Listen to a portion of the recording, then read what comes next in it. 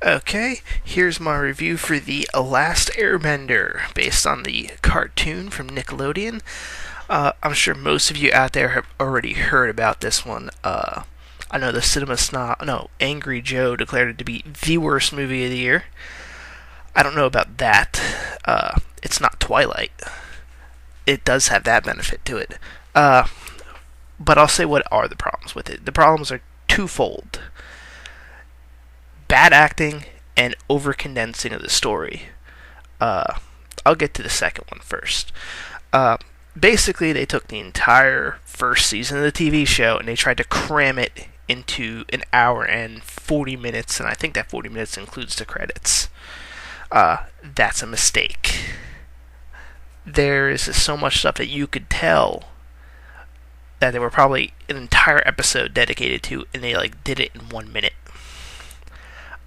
Not the way to make a movie. It had the same problem that the David Lynch version of Dune had, where they tried to take too much stuff from the movie or from the book and try to fit it into one film. I mean, the only thing I've ever seen good done with Dune was the miniseries in 2000, and that took 6 hours, and they still had cut a lot of stuff out from the books. Uh, Digressing there, but going back, yeah, way too much. I mean, the one character, he's supposed to fall in love with a princess.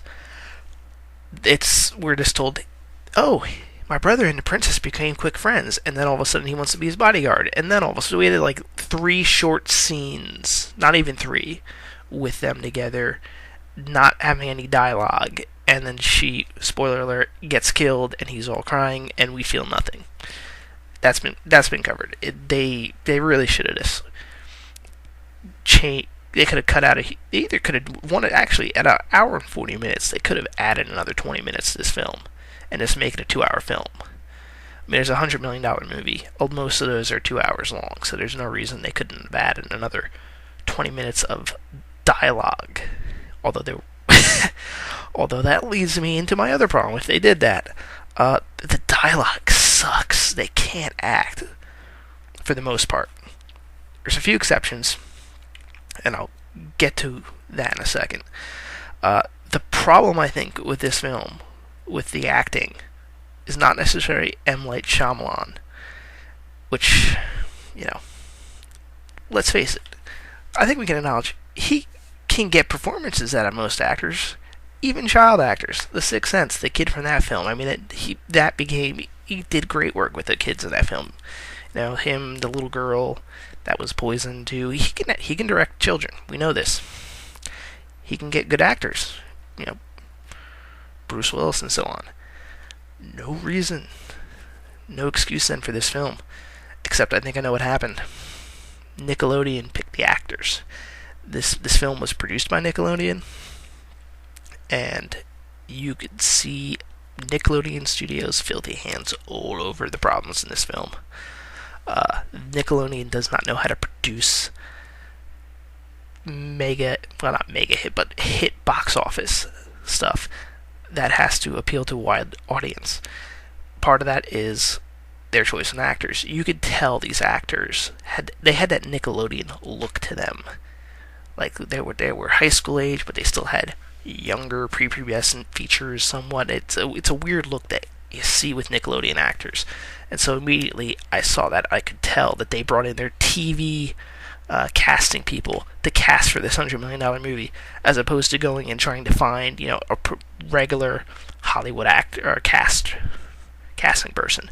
Or maybe it wasn't a casting person. It might have been a spin to producers who just weren't used to having to pick for large audiences. But the people, they just can't act. The lines are delivered so poorly. The main character, Aang, I should point out, I haven't really watched the TV show.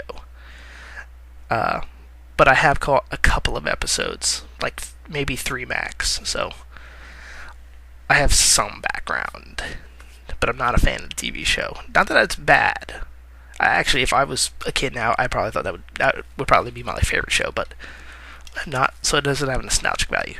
But the character of Aang, he couldn't direct, but the kid they got, he could fight. I think I heard when they casted him mainly because he was a martial arts champion.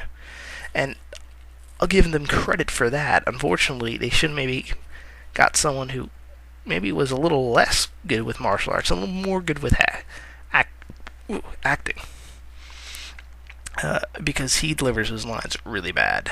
He's like trying to give it. In one scene, he's like in a pit where they put all the benders in like a little prison camp, and he gives some motivational speech, and it sounds like a little kid going. It sounds exactly what it is. A kid saying, "Hey everybody, we should get together and fight the bad guys." Yeah, picture a little kid, a real little kid saying that, and yeah, that's exactly how it was. It's the best way I can articulate that. It was this. I could never see anyone actually rising up based on this kid's speech. They needed a better actor.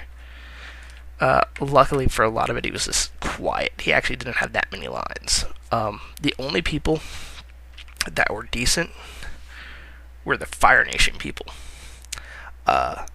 They could act, mainly because I think M. Night cast most of those people. They had the guy from The Daily Show, which I haven't been watching The Daily Show recently, so I didn't pick that up. So I think a lot of people have a problem watching him had this serious villainous role, from what I've heard.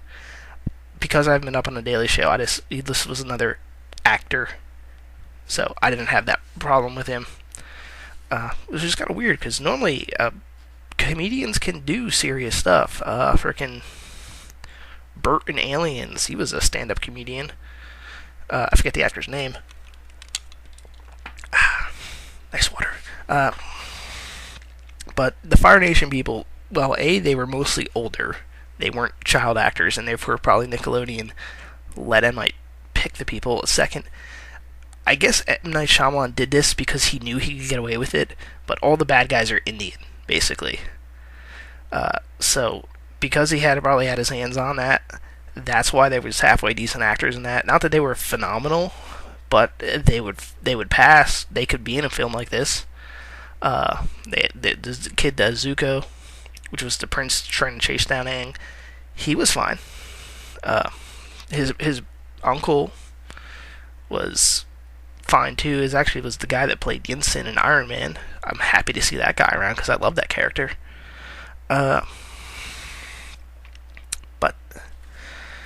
well, is it as I'm skipping here a bit because I see my time's starting to run out. Is it as bad as everyone is saying it is? I didn't think it was, but that is mostly because I liked the world it was taking place in. This Asian fantasy martial arts world that it took place in. A really great mythology and all that. I was liking that stuff. The fact that there was people that could control the elements. That was cool.